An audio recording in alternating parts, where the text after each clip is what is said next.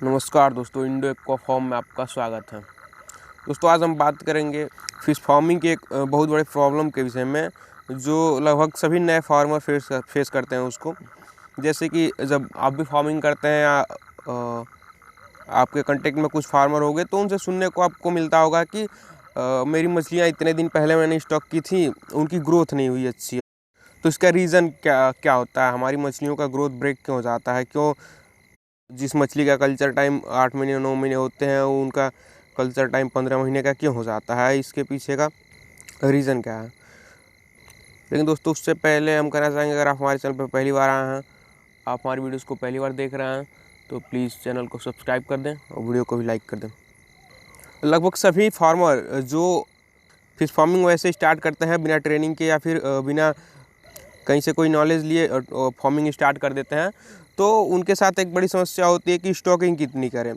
तो उन्हें ये लगता है कि हमारे तालाब में हम जितनी मछलियाँ डाल देंगे उतनी मछलियाँ बड़ी हो जाएंगी, जिसे हम डेंसिटी कहते हैं। सबसे बड़ी प्रॉब्लम डेंसिटी होती है। अगर आप आईएमसी या कार्प करते हैं तो उसमें डेंसिटी बहुत मैटर करता है। अगर आपने आईएमसी और कार्प की स्टॉकिंग किया है तो आपको देखना चाहिए कि आपके तालाब की एरिया कितनी है और आपका तालाब पुराना कितना है।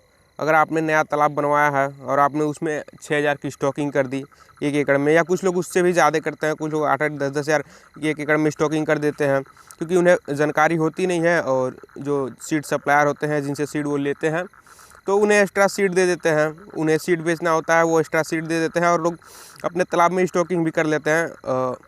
1 एकड़ में 2 एकड़ इतना सीड डाल देते हैं। तो जब हम अपने तालाब में स्टॉकिंग ज़्यादा कर देते हैं तो हमारे तालाब में, चूँकि नया तालाब होता है तो नेचुरल फूड जो होता है वो तो कुछ होता नहीं है, और डेंसिटी ज़्यादा हो जाने की वजह से जो हमारे तालाब में ऑक्सीजन लेवल होता है वो भी घट जाता है और मछलियाँ स्ट्रेस में चली जाती हैं। मछलियों का तनाव हो जाता है, तनाव में चली जाती हैं और अच्छे से फीडिंग नहीं करती हैं। और तालाब में जब ज़्यादा मछलियाँ हो जाती हैं तो तालाब में वेस्टेज भी ज़्यादा होने लगता है, जिसकी वजह से अमोनिया और कई तरह की गैसेज बनने लगती हैं, जिसकी वजह से मछलियाँ अच्छे से फीडिंग भी नहीं करती हैं। तो अगर आप फार्मिंग करने जा रहे हैं तो कोशिश करें, अगर आप कर रहे हैं या करने जा रहे हैं तो कोशिश करें कि आप जितना ज़्यादा से ज़्यादा हो सके पुराने फार्मर से कांटेक्ट करें और अच्छी इंस्टीट्यूट से ट्रेनिंग वगैरह ले लें, जिसकी वजह से आपको फार्मिंग करने में ज़्यादा प्रॉब्लम ना हो।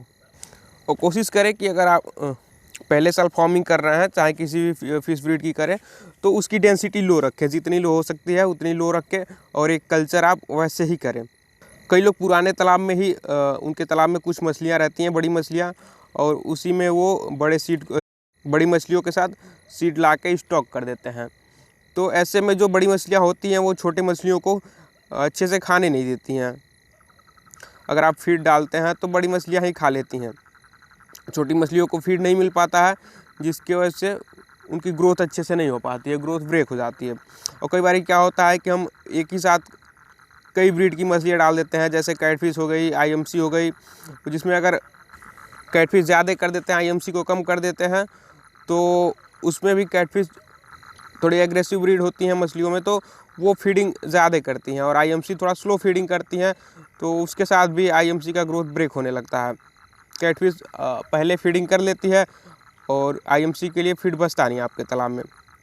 तो ये भी एक बड़ा रीज़न होता है मछलियों का ग्रोथ ब्रेक होने का।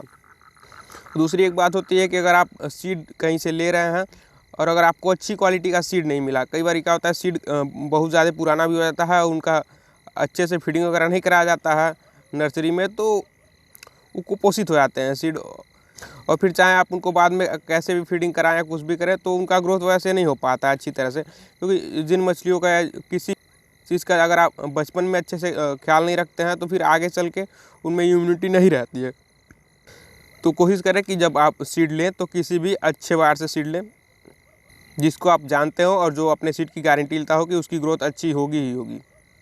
और कोशिश करें कि आप अपने तालाब में ऑक्सीजन लेवल को हमेशा हाई रखें, मेंटेन रखें। अगर आपके पास एरिएटर नहीं है तो जो भी ऑक्सीजन लेवल बढ़ाने की व्यवस्था है आपके पास, उससे आप हमेशा अपने तालाब में ऑक्सीजन मेंटेन रखने की कोशिश करें।